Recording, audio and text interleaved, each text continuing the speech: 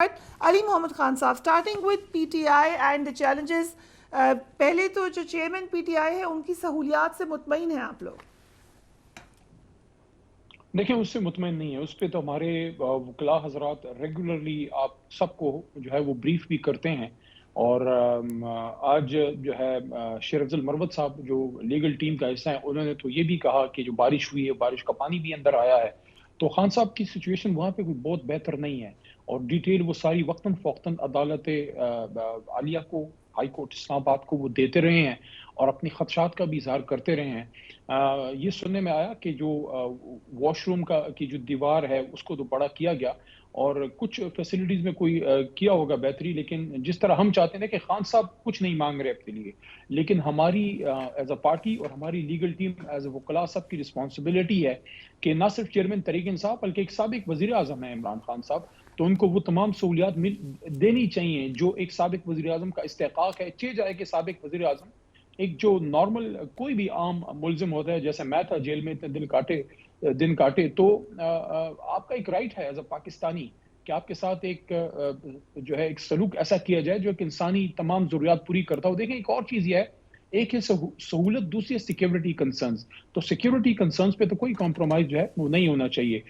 دوسرا یہ ہے, ہمیں اس کی بھی سمجھ آتی کہ جب اسلام آباد ہائی کورٹ کی طرف سے کوئی ڈائریکشن نہیں ہے اور جو جج صاحب جنہوں نے اس وقت وہ سزا دی تھی جو اب معطل ہو گئی ہے وہ تو ختم ہو گئی سزا فی الحال, ظاہر عدالت کا جو فیصلہ آیا تو وہ تو سسپینڈ ہو گئی, تو نہ متعلقہ عدالت نے جہاں سے سزا سنائی گئی تھی نہ ہائی کورٹ اسلام آباد نے کوئی ڈائریکشن دی ہے, تو پھر کسی کو کیا ضرورت ہے.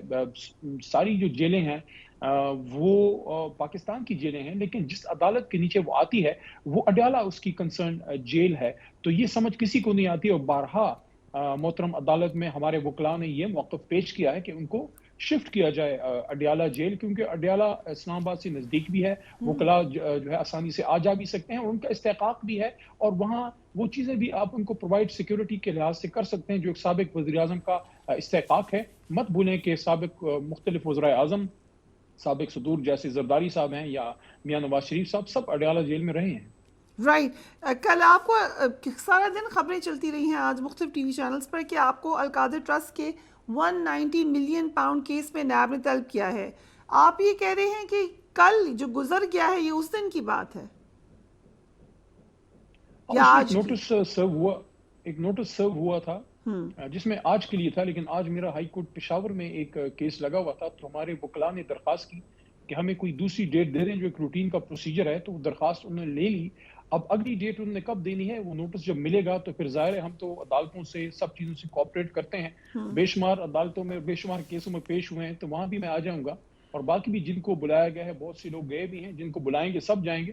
ہم دیر از نتھنگ ٹو ہائڈ. ہمارے لیڈر نے, ہماری لیڈرشپ نے اس کیس میں کوئی ایسا کچھ نہیں کیا جو کہ قانون سے مبرہ ہو. تو جب نوٹس آئے گا تو آئی مائی سیلف گو انشاءاللہ. سو آپ کو القادر ٹرسٹ سے کس لنک پر بلایا گیا؟ اس میں لکھا ہوگا آبویسلی کہ القادر ٹرسٹ کا معاملہ ہے, اور یہ بھی کہا گیا کہیں پہ کہ آپ کی گرفتاری بھی ہو سکتی ہے دوبارہ. میرے خیال میں ایز اے وٹنس ہے, کیونکہ جتنے لوگ کیبنٹ ممبرز تھے جو فیڈرل منسٹر ہیں یا جو اسٹیٹ منسٹر ہیں یا جو اسپیشل اسسٹنٹ یا ایڈوائزرز, تو شاید سب کو نوٹس جو ہیں وہ سرو ہوئے ہیں. تو جو بھی وٹنسز کے طور پہ بلائے جائیں گے سب جائیں گے, اس میں کوئی ایسا ایشو نہیں ہے. کیونکہ قانون سے کوآپریٹ کرنے والے کیبنٹ کی لوگ. ذمہ داری ہے کہ کیا انہوں نے اپروو کیا. از دس کریکٹ؟ آپ یہ ذمہ داری لیتے ہیں؟ جی بالکل, جی بالکل. وہاں پہ جو بھی قانونی موقف ہے ہمارے وکلاء نے خان صاحب کے لیے دیا ہے, اور جتنے بھی لوگوں کو قانون کے مطابق بلایا جائے گا اپنا موقف ہم قانون کے مطابق دیں گے. ہوا کیا تھا اگر ہم ذرا ریکیپ کر لیں, کس طریقے سے یہ منظوری لی گئی تھی؟ دیکھیں وہ چونکہ ابھی کیس خان صاحب کا ہے, میں اس پہ ڈیٹیل میں بات اس لیے نہیں کرنا چاہوں گا کہ ایسا نہ ہو میری کسی بھی بات سے خان صاحب کے کیس میں کوئی غیر کوئی اس میں ایفیکٹ ہو. میرے خیال میں اس کا جواب وکلاء ہی دیں, کیونکہ ان میٹرز کو وہ سمجھتے ہیں, ہمارا تو اسے کوئی کنسرن نہیں تھا, کیونکہ میری تو منسٹری نہ فائنانس کی تھی اور نہ جو ہے وہ لا کی تھی. میرا تو اس سے ڈائریکٹ کنسرن یا کسی کا نہیں تھا. اس کو فائنانس کے لوگ بہتر سمجھ سکتے ہیں, اور مناسب ہوگا کہ جو فائنینشیل میٹرز کو ڈیل کرتے ہیں انہوں نے جو جواب دیا ہے उसी को आगे वो परसू किया बट जाएगा, बट हमारे ऑब्वियसली वकला जो उसको देखेंगे। सीक्वेंस ऑफ इवेंट्स है वो तो आपको याद होगा, क्योंकि उसमें बहुत सारे लोगों की, कुछ किसी ने कहा कि जी हमें तो पता ही नहीं चला कि क्या अप्रूवल लिया गया, ये भी कहा गया। किसी ने ये कहा, खान साहब ने खुद ये कहा कि कैबिनेट से पूछिए जाकर। सो कुछ तो आपको भी याद होगा। हाँ, टाइम तो काफ़ी हो गया है, कुछ ना कुछ उसका याद भी है, लेकिन उसका मुनासिब जवाब मैं, अगर मुझे बुलाया गया तो मैं वहाँ पे दूँगा। जितना मुझे रिकॉल होता है वो यही था कि बाहर से कोई पैसे आ रहे हैं पाकिस्तान के एक्सचेकर में, और सारे सबके लिए खुशी की बात थी कि अगर बाहर से कोई पैसे आ रहे हैं, क्योंकि हमारी मेन कंसर्न भी ये थी कि कुछ जो पैसे पाकिस्तान से बेशुमार गए हैं, कुछ ना कुछ तो उसमें वापसी हो। तो ये जो एक बात सामने आई कि सुप्रीम कोर्ट का उसमें कोई रोल भी था, उनके कोई ऑर्डर्स भी थे, तो ज़ाहिर है जहाँ सुप्रीम कोर्ट का रोल आता है, तो सब उसको कोऑपरेट करते हैं। तो इस हद तक मुझे याद है कि सब ने इसको वेलकम किया था कि अगर बाहर से पाकिस्तान कोई पैसा आता है तो ये हमारी लिए अच्छी बात है। तो उसमें तो कोई, मैं नहीं समझता कि कोई भी नहीं चाहेगा कि पाकिस्तान बाहर से कोई जो पैसे हैं जो आने ज़रूरी हैं और वो नेशनल एक्सचेकर में आए। तो मेरे ख्याल में यही बात थी मेरे ख्याल फैसल वाडा ने इस पे ऑब्जेक्ट नहीं किया था? में। आई हैव टू रिकॉल, क्योंकि काफ़ी टाइम हो गया है। डिड एनीवन ऑब्जेक्ट, या सब खुश थे? आई डोंट एग्जैक्टली रिमेंबर, लेकिन इस पे मेरे ख्याल में उस दिन के डॉक्यूमेंट्स अगर निकाल लें नोट्स में, तो उसके मिनट्स में सारा वो लिखा होता है, क्योंकि उसमें जो जो फैसला होता है वो सारा वहाँ पे मिनट्स में वो लिखा हुआ मौजूद होता है। और एक ये स्टेटमेंट कि बंद लिफाफा था, क्या कोई बंद लिफाफा था या डॉक्यूमेंट्स दिखाए गए थे आपको? आई डोंट रिमेंबर कि कोई ओपन डॉक्यूमेंट्स या कोई डिटेल ऐसी थी। आई डोंट, क्योंकि काफ़ी वक्त हो गया है, और चूंकि चीज़ ऐसी थी जो हमसे कंसर्न भी नहीं थी। अब एनसीए ने वहाँ कोई पैसे जब्त किए हैं, अब उनसे हम लोगों का, हमारा उससे क्या काम था। लेकिन इस बात पे सब खुश थे कि बाहर से कोई पैसे आ रहे हैं, तो एवरीबडी वाज हैप्पी कि पाकिस्तान कुछ ना कुछ तो आए ना बाहर, जो बट यू लूटा गया है। रिमेम्बर, आप कह रहे हैं कि ज़्यादातर बातचीत वर्बल थी, there were no documents? I don't exactly remember, लेकिन ज़्यादा कोई डिटेल हमने उसको इन डेप्थ किसी ने स्टडी इसलिए नहीं किया था कि सुप्रीम कोर्ट का उसमें एक रोल था, तो ज़ाहिर है वहाँ पे फिर एहतियात सबने करनी होती है। राइट। पीटीआई के सदर चौधरी परवेज इलाही को भी आपकी वाली सूरत हाल है उनकी, बार बार रिहाई होती है, बार बार गिरफ्तारी होती है। उन्होंने आज सहाफ़ियों से कहा कि प्रेस कॉन्फ्रेंस नहीं करूँगा मैं। ये प्रेस कॉन्फ्रेंस सेंट्रिक गिरफ्तारी है आपके ख्याल से सारी?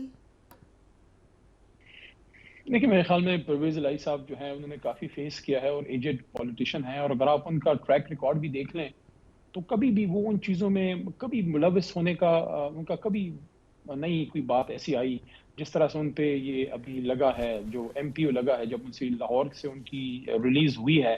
तो मेरे ख्याल में बड़ा अजीब-सा ये सारा जो जुडिशियल सिस्टम इस वक़्त लग रहा है, जो हाई कोर्ट की तरफ से ऑर्डर आ रहे हैं और फिर दोबारा उनको गिरफ्तार किया जाता है। मेरे ख्याल में एजेड आदमी हैं, और उन्होंने बहरहाल साबित किया है कि वो अपने मौक़िफ़ पे मज़बूत खड़े हैं इमरान खान साहब के साथ, और पाकिस्तान तहरीक इंसाफ के वो सदर भी हैं।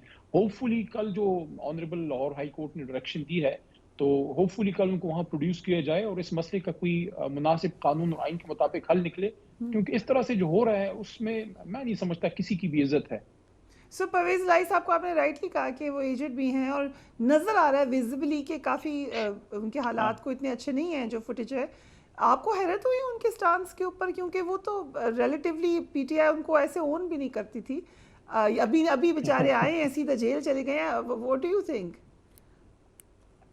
देखिए उन्होंने, I think he has stood true to his legacy. हमेशा ये बात मेरे मुंह से तो बहुत दफ़ा निकली, कि जब मैंने ये बात की थी कि जो परवेज़ इलाही साहब हैं, इवन शुजात हुसैन साहब भी एक ही फैमिली है, इनके बारे में मैं हमेशा ये बात करता रहा कि जब आपसे दोस्ती करते हैं, दोस्ती का हाथ देते हैं, तो आखिर तक खड़े रहते हैं। तो उन्होंने अपनी लेगेसी के साथ वो खड़े रहे हैं, उन्होंने कोई नया काम नहीं किया, वो आप जिसके ये साथ खड़े होते सोचें, हैं, आपके उसके 4 साथ चीफ खड़े रहते हैं। मिनिस्टर्स थे। अली साहब सॉरी आपकी बात में मुखल हो रही हूँ, 2 आपके खैबर पख्तूनख्वा के, 2 आपके पंजाब के, और ये बेचारे तो पीएमएलक्यू से आपके अलायंस के साथ थे, पीटीआई के थे भी नहीं। तीनों आपके चले गए हैं चीफ मिनिस्टर, वो एक रह गए। वो what do you think about that? आपने परवेज़ इलाही साहब को बेचारा कह दिया, वो बेचारे नहीं हैं। माशाल्लाह बड़ी कदावर शख्सियत हैं, आजकल मुश्किलात में हैं, मुश्किलात इंसान पे आती हैं। बहरहाल जो चले गए हैं, मैं ये कहूँगा उनको अल्लाह ने शायद तौफ़ीक नहीं दी, और परवेज़ इलाही साहब, गिरफ्तारियाँ तो उनकी बड़ी हुई हैं, लेकिन लोगों ने सराहा भी है, उनके स्टैंड को एप्रिशिएट भी किया है। और जो एक बात होती थी कि शायद मुश्किलात वो में खड़े नहीं रहेंगे, तो परवेज़ इलाही साहब खड़े रहे हैं।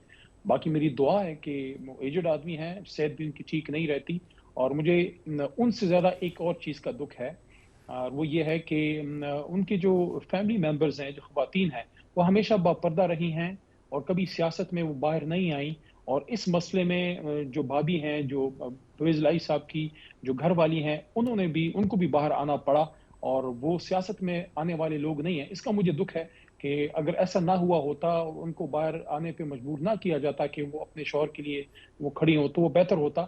لیکن بہرحال یہ ایک مشکل دور سیاست کا رہا۔